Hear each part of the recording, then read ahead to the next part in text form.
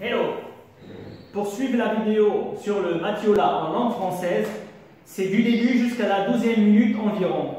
مرحبا اللي بده يتابع الفيديو على الماتيولا وكيف يعتنوا فيها باللغة العربية يتابع من دقيقة 12 تقريبا لآخر الفيديو.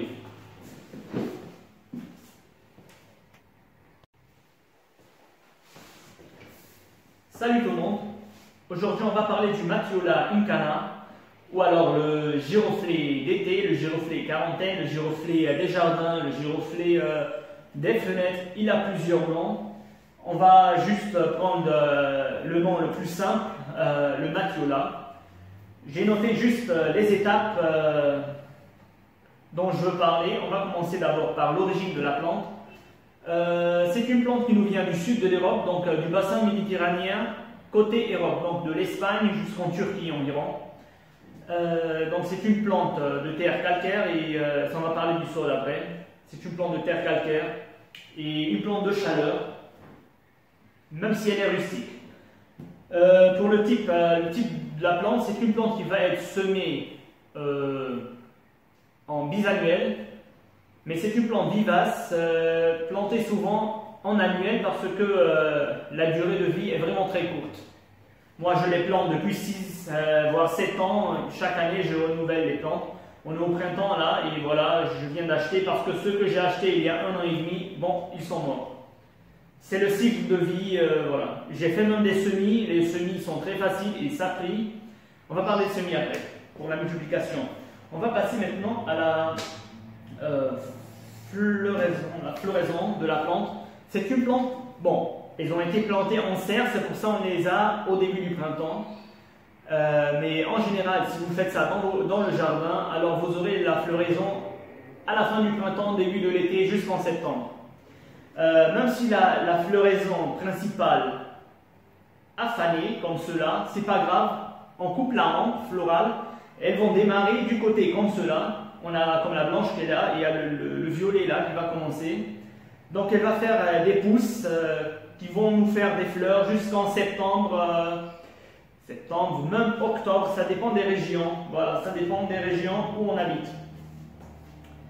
Maintenant, on va parler de l'exposition de la plante. C'est une plante qui doit être mise au soleil. Elle peut supporter un peu de lumière, bon, un tout petit peu de soleil, disons mi-ombre. Un peu de soleil et après la lumière, mais pour qu'elle soit plus florifère, il lui faut vraiment un plein soleil. Moi, je les plante toujours en plein soleil. Le sol, bon, on a dit que c'est une plante méditerranéenne. Alors, c'est une plante de terre calcaire. Elle va supporter un tout petit peu la sécheresse, mais elle n'aime pas vraiment trop avoir son sol très sec, parce que c'est pas une plante. C'est pas une plante succulente, mais il faut aussi gérer à ne pas noyer la plante. Pour le sol, on peut la planter directement dans de la terre de jardin si on est en Méditerranée, parce qu'elle pousse de toute façon en Méditerranée. Au Liban, on peut la planter dans la terre de jardin. Ou alors, si vous voulez la mettre en pot, un terreau spécial plante fleurie, ça fera l'affaire, puisque c'est une plante qui va fleurir de toute façon. Bon, si vous n'avez pas trouvé ni du terreau plante fleurie, ou si vous n'avez pas de terre de jardin, si vous êtes sur un balcon, un terreau universel, ça passe. Pour l'engrais, c'est une plante qui va fleurir, donc on va lui faire un apport d'engrais au printemps et en été. Engrais spécial plante fleurie, une fois chaque, voire 3 semaines, une fois chaque 2 semaines environ. Et c'est tout. Bien sûr, on ne va pas mettre de l'engrais sur la plante en automne et en hiver. Parce que la plante ne va pas fleurir, on n'a pas besoin de toute façon. Et ça, si elle n'a pas fini son cycle de vie et n'est pas morte. Parce qu'elle peut vivre jusqu'à 2 ans. Moi, chez moi, souvent, elle vit 1 an et demi et elle fleurit la 2e année, mais après, c'est terminé. Elle va mourir. On va passer maintenant à la température. J'ai dit que c'est une plante vraiment rustique. Elle peut être rustique jusqu'à moins 10 degrés, moins 12, voire peut-être moins 15 degrés. Ça dépend si les périodes sont courtes. Et ça dépend aussi des variétés, mais en général, moins 10 degrés, elle est résistante, elle ne va pas mourir à moins 10 degrés. Voilà. La multiplication. Bon, elle ne se fait pas par bouture, elle va se faire par semis.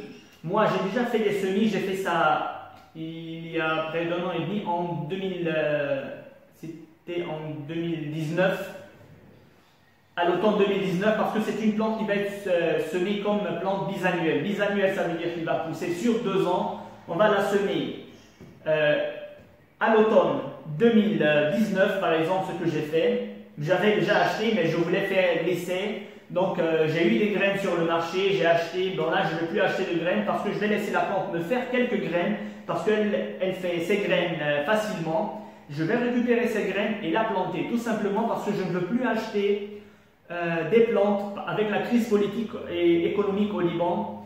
Cette plante, on l'a trouvée à 1000 livres, 1500 livres. Aujourd'hui, je l'ai achetée à 6000 livres. Donc, déjà, je les ai achetés à 24 000 livres, or que je les achetais avant à 5000 livres. Donc, ce que je vais faire des semis parce que le semis, il est facile. C'est une plante qui va être semée comme ce que j'ai fait à l'automne 2019, elle va pousser en hiver et elle va faire sa floraison au printemps, à la fin du printemps 2020. C'est ce qui s'est passé avec moi, mais là, elles n'ont pas survécu. On est en 2021, elles sont mortes, donc c'est pour ça parce qu'elles ont 1 an et demi maintenant, et c'est pour ça que j'ai acheté des nouvelles. L'erreur que j'avais fait, j'ai pas pris des semis de ceux que j'avais, donc je vais garder ceux-là pour avoir juste les graines pour faire des semis. Pas maintenant, mais à l'automne. Qu'est-ce qu'on va parler encore? On est arrivé. Les insectes, bon, c'est une plante fragile à l'oïdium, donc il ne faut jamais pulvériser de l'eau sur son feuillage comme presque toutes les plantes méditerranéennes. C'est pas une plante exotique.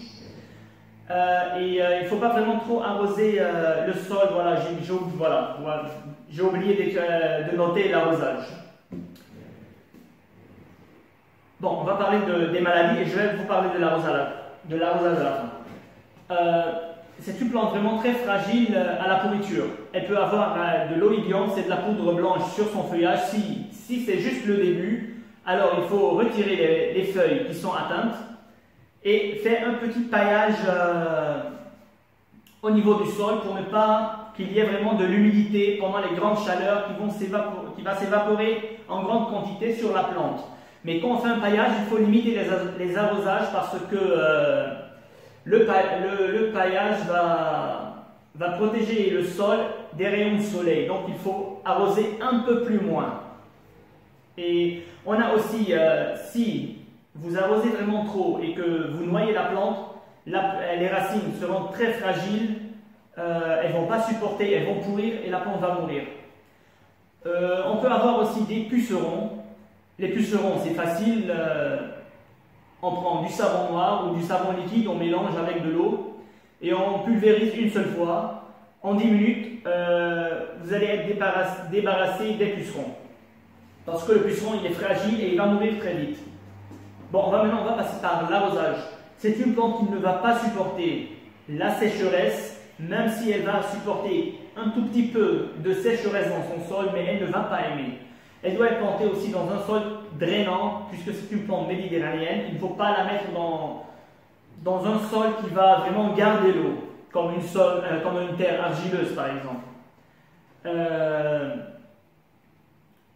Moi personnellement, je l'arrose en été une fois chaque 3 voire 4 jours. En hiver, j'espace les arrosages un peu plus, voire une fois par semaine, voire une fois chaque 8 jours, ça dépend.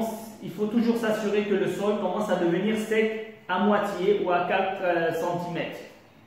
On ne va pas faire un rempotage, on n'a pas besoin de rempoter la plante. La plante de toute façon, elle ne va pas vivre plus qu'1 an et demi. Voilà. Donc, avant de faire un deuxième apport en eau, il faut s'assurer que le sol soit vraiment sec à la surface. Si le sol est encore humide à la surface, il ne faut pas l'arroser. C'est que la plante n'a pas besoin d'eau Si vous l'arrosez, comme je vous ai dit, elle aura un excès d'humidité dans mon sol. Vous allez faire pourrir les racines et perdre la plante. Bon, les feuilles jaunes là, c'est naturel, ce sont les feuilles du bas, ce sont les feuilles qui ont poussé avec la plante en automne, à la fin de l'automne, après le repiquage. C'est pas un problème. L'essentiel, que les feuilles du haut soient vertes, comme celles-là. Elles sont, de toute façon, elles commencent à faire des départs par la base. Elles vont faire des départs comme celle-là et ils vont fleurir après. Bon, c'était tout sur le Matthiola. Je vais vous montrer tout simplement. Voilà. Je vous montre seulement les départs. On a des départs, on a des... là. Elles n'ont pas encore fleuri. Et là, elles vont continuer à fleurir. Quand la floraison va terminer, je vais couper la hampe florale pour laisser aux autres pousses de fleurir. On a plein de pousses partout. Mais là, ce que je vais faire, je vais garder une seule tige pour récupérer des graines après. Et voici les graines. Je vous montre un peu les graines. Ce sont les graines qui vont grossir. Elles vont gonfler. Et quand elles vont devenir tout secs, on va casser la poche et récupérer les tout petites graines qui seront à l'intérieur. Bon, c'était tout. J'ai plus rien à dire sur la plante. Mais au niveau du parfum, c'est un parfum vraiment très délicieux. Très délicieux. Elles sont sur mon balcon à Beyrouth pour l'instant. Et le soir, quand j'ouvre, même le matin, hein, mais le soir, quand j'ouvre le balcon pour sortir, pour arroser mes plantes, je n'ai que l'odeur de la plante sur mon balcon. Moi, je conseille cette plante vraiment à tout le monde parce que c'est une plante vraiment très belle et très parfumée.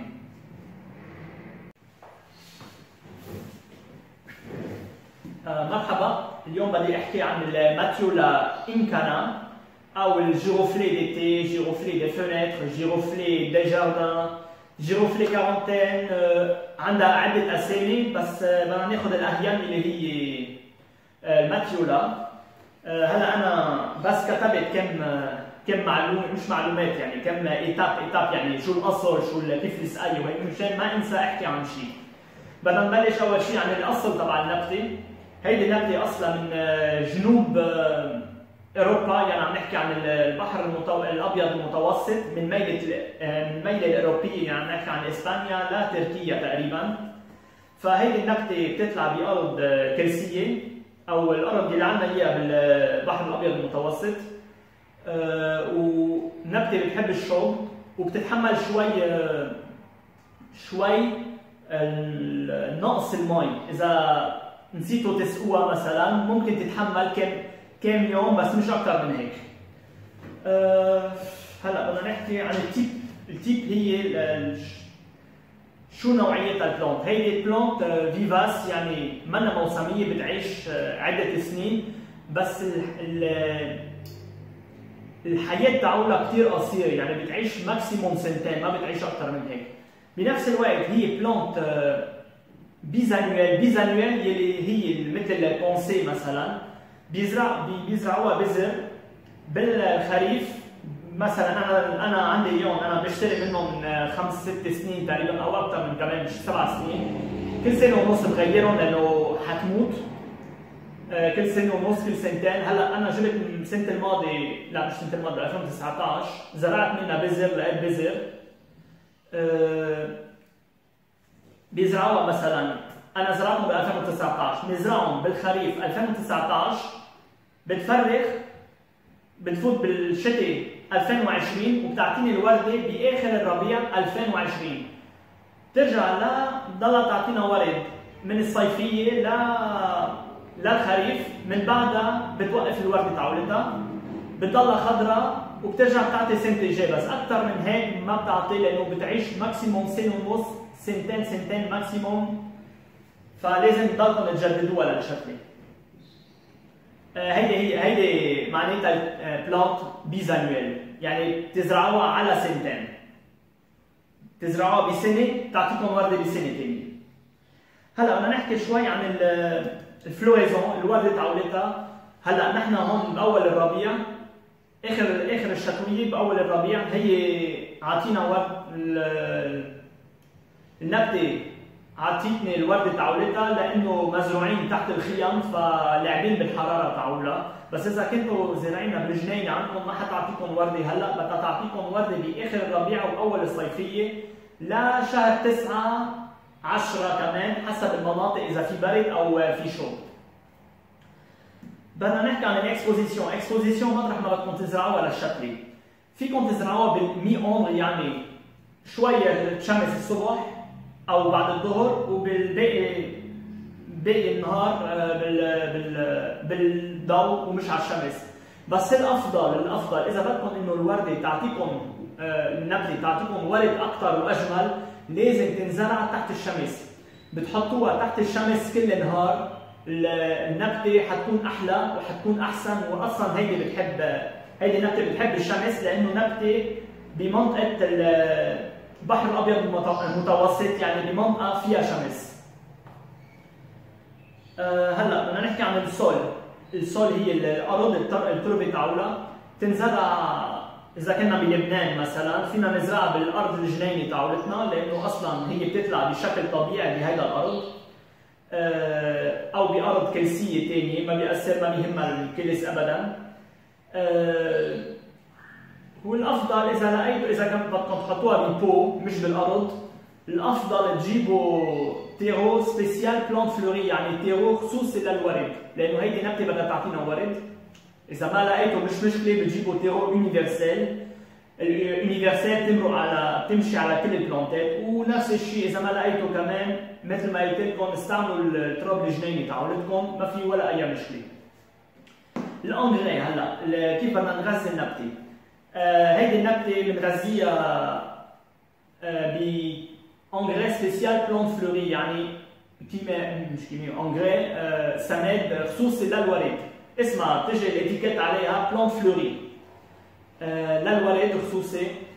مره كل جمعتين مره كل 3 تجماع بالربيع وبالصيفيه. طبعا ما بنحط لها غذاء بالخريف وبالشتويه لانه ما حتعطينا ورد منا بحاجه للغذاء. وين وصلنا على الارزاج، السقايه تاعولتها مثل ما قلت لكم هيدي نبته حتتحمل شوي النشاف بالارض بس مش لفتره كثير طويله، يعني اذا نسيتوا تسقوها يوم يومين شكلي حتدبل، بس لما بدكم تسقوها حترجع تفرخ. بس اذا تركتوها جمعه بلا مي اكيد حتموت، يعني ما حتتحمل لانه اصلا مزروعه ببو. فالشروش تاعولها ما مدت على الارض لتروح تتكل على نفسها، بدها تتكل بس على الاشياء اللي عم تعطوها اياها بالبو. بس بنفس الوقت مش لازم تسقوها كثير لانه هيدي النبته ما بتحب كثير المي، اصلا المي بيهرق لها شروشها. يعني الافضل اللي بدكم تعملوه تتاكدوا دائما انه الارض بلش ينشف على نص البو او على 4 سم لترجعوا تسقوها عن جديد. اذا كانت البو بعدها رطبه ما تسقوها، حتى لو سقيتوها مره بالسنه والبو لقيتوها انه بعدها رطبه يعني الارض فيها مي منا بحاجه للمي. اذا جيتوا حطيتوا مي عليها زياده حتهروا لها شروشها وحتقتلوا الشتله، لانه هيدي النبته كثير حساسه على كتر المي. هيدا بدي احكي فيها بعدين اخر فيديو عن الامراض تاعولها. هلا انا شخصيا عم بحكي عن التجارب تاعولي. بزرعهم بجنوب لبنان، بسقيهم تقريبا بالشتاء بالصيفيه مره كل 3 ايام مره كل 4 ايام لانه بحطهم ببو اكبر فبتحفظ المي اكثر، وطبعا تحت الشمس. وشو كمان بالشتويه طبعا ما بدكم تسقوا بنفس الوقت لانه المي ما حتتبخر بسرعه لانه في برد. تسقوها انا بسقيها مره بالشتاء تقريبا مره كل 7 ايام مره كل 8 ايام مره كل 9 ايام حسب اذا الارض بحاجه لمي او لا. هلا بالنسبه للروسيسيتي هي اللي وصلنا عليها تحملها للبرد. هيدي نبته بتتحمل برد لناقص 10 توصل حتى لناقص 15، يعني 15 درجات تحت الصفر، بس مش لفترات طويله اذا كانت لفترات قصيره. بس تتحمل ما حتموت اذا كان لكم يوم بس تمرق بهيدي الحراره ناقص 10 تحت الصفر. ممكن تزمط بس هلا نحن عندنا بلبنان اكيد ما بتوصل الحراره لهالقد، فما في ولا اي مشكله، فيكم تزرعوها باي مكان بلبنان، بالجبل، بالجنوب، على البحر، تزرعوها مطرح ما بدكم. ما في اي مشكله بالنسبه للحراره تاع النبته. بدنا نحكي هلا عن الملتيبليكاسيون. الملتيبليكاسيون يعني كيف تتكاثر النبته. طبعا ما بتطلع بوتيور، يعني ما فينا نقص منها ونزرعها، تتكاثر بس بالبذر. البذر مثل ما قلت لكم بدكم تزرعوها بالخريف لتعطيكم ورده باخر الربيع. هيك انا عملت اصلا. وهلا اذا بنشوف هلا اخر الفيديو بدي افرجيكم شوي عنهم. كان النبته هيدي حقها قبل الازمه الاقتصاديه كان حقها 1000 او 1500 ليره. اليوم اشتريتها ب 6000 ليره، يعني هول كلفوني 24000 ليره. ما حيرجع اشتري كمان لانه حتموت بعد سنه، ما حيرجع اشتري. شو بدي اعمل؟ وما حلاقي البذر، اذا لقيت اصلا البذر، لانه هلا ما عم بجيبوا بضاعه.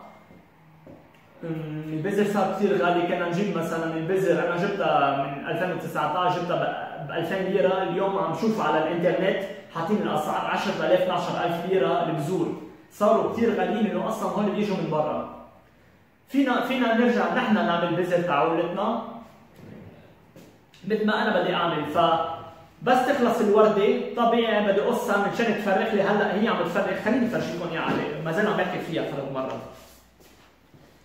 بس بتخلص الورده تاعولتها بدي قصها وبكبها، بتصير تفرخ لي مثل هون، مثل هي مثلا. فرخت بعده ميلات، بتضلها تفرخ وتعطي ورد كل ما في شوب. بنفس الوقت هي عم تعطي بذر. هيون بذرات، هي بتيجي مثل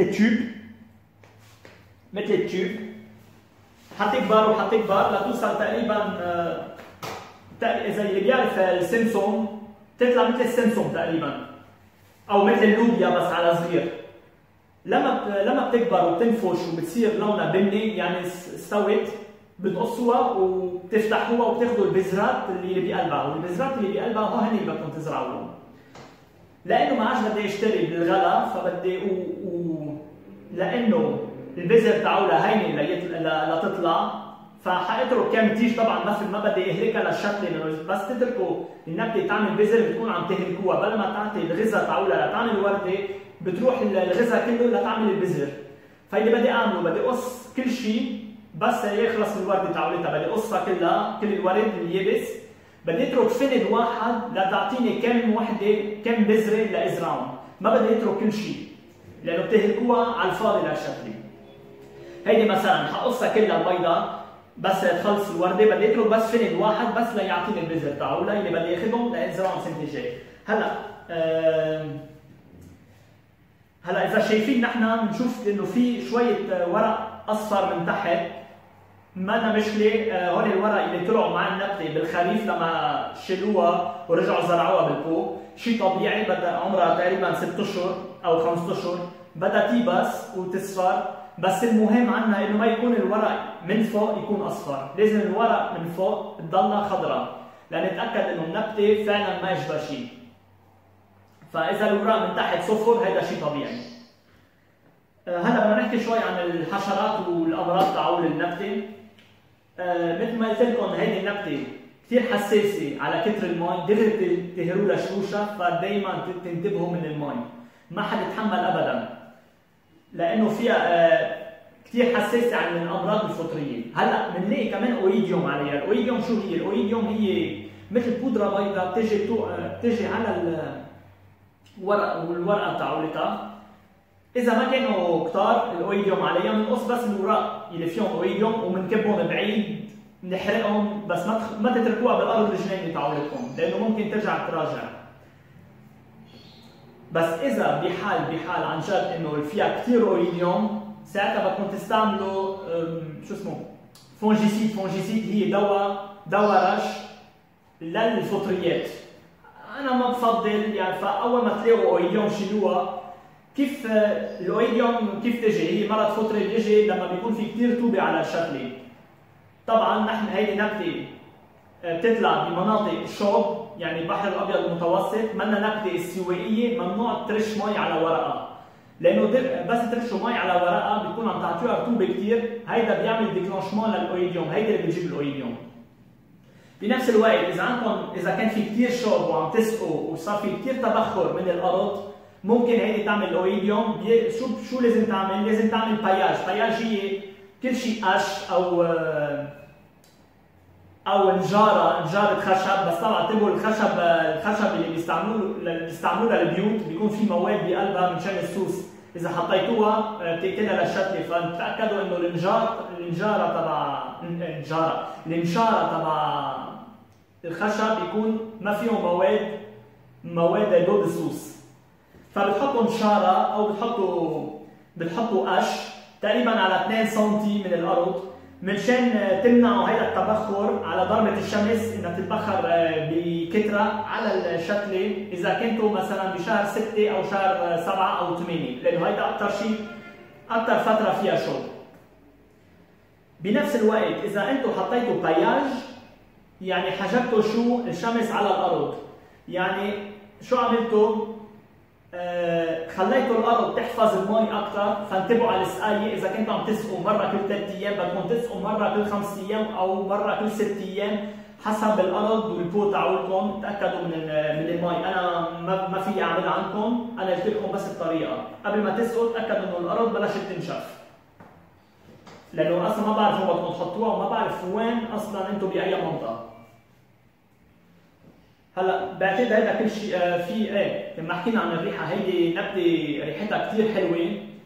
هلا انا حاططهم على البلكون عندي ببيروت، لانه بعد ما زرعتهم بالجنوب، بس اطلع على الجنوب بزرعها بالبو، بدي بحطهم ببو اكبر. هلا الصبح بضل فيها ريحه قويه، بس بالليل الريحه تعودتها بتفح اكثر. انا بس بطلع بالليل على البلكون لاسقي، البلكون كله ريحته من هيدي النبته. ريحتها كثير حلوه وانا بنصح فيها، لانه وردتها كثير حلوه وبضلها تعطي ورد لشهر 8 لشهر 9. هلا كل شيء كانت عن النبته، ما عادش عندي شيء اقولها. هيدي الماتيولا، حكينا عن كل شيء عن الماتيولا.